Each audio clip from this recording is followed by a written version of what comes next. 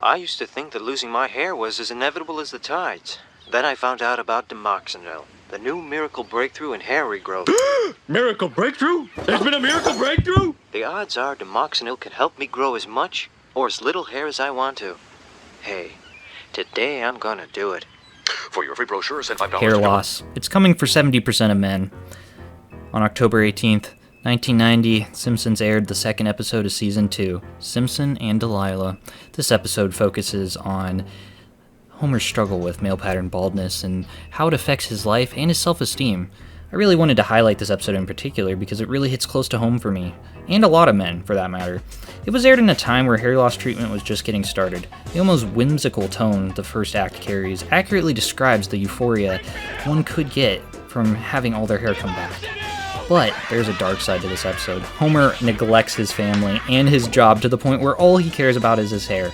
It's really easy to obsess about losing hair, guys. It can consume someone to the point of a deep dysphoric depression. Now, the 1990s was somewhat of a renaissance for hair loss treatment. We saw the early introduction of Rogaine, and later, perhaps the cure to hair loss, Propecia. Are you concerned about losing more hair? Do you wonder how much further it will go? Do you wish you could do something about it? Well, there's a pill for men with certain types of hair loss. It's called Propecia. In clinical studies, the vast majority of men, 83%, maintain their current hair count, and most, 66%, regrew some hair. Take it daily and you could see results in as little as 3 months. Propecia is for men only. A small number of men experience certain sexual side effects.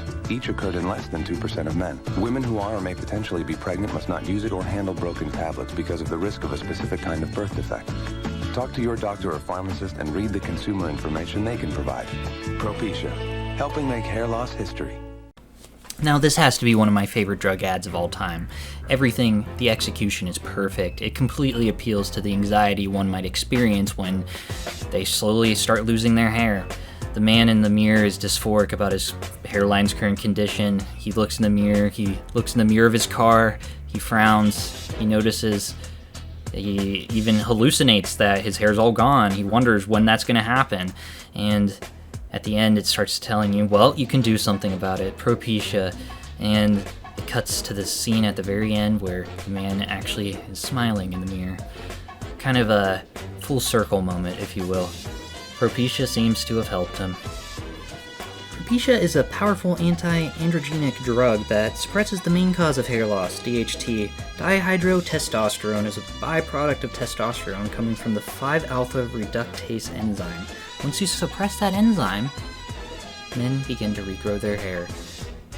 I've been on Propecia for many years, and I can attest to this drug's effectiveness. To all my friends out there who are worried about going bald, I urge you to go straight to the doctor and ask for Propecia by name. Now, there do exist some telehealth companies that will prescribe you Propecia over the phone, but this comes at a very high cost. Services like Hims or Keeps are awesome in their own regard, but they actually are literally selling you products that you can get way cheaper. And ironically, all these products can be found at my own personal adult playground, Costco. Rogaine for 6 months will set you back $50 versus the jacked up online costs from Hims and Keeps. I'm not trashing these services at all, but I am pointing out that you're paying a premium for generic medicine.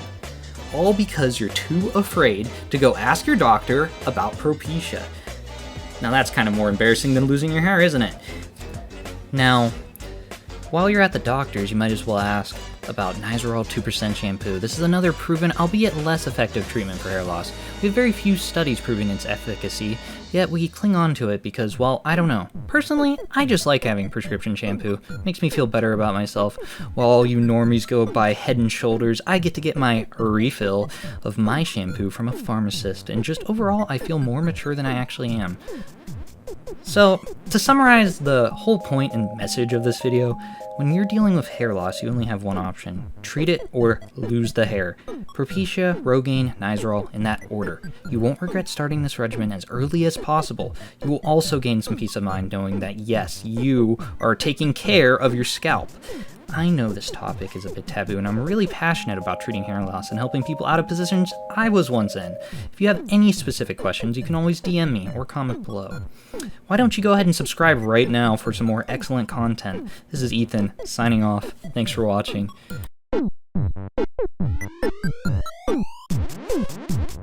Bye.